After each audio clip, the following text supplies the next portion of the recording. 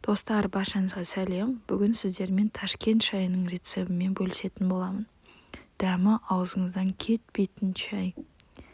Ең бірінші бізге осындай апельсин, лимон, жалбыз, бір қасық көк шай және қара шай және нават қажет болады.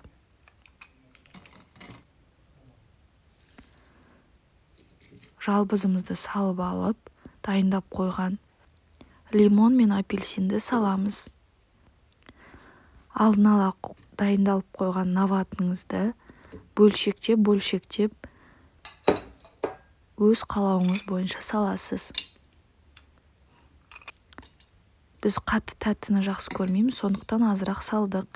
Көк шай және қара шай үстіне қайнап тұрған ыстық судан құясыз. 10 минут осылай тұнып тұру қажет.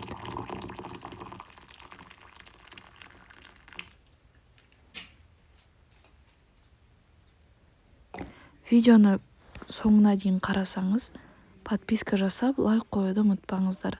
Менің жаңа видеоларыма шығуына көмегі тиеді. Үлкен рахмет.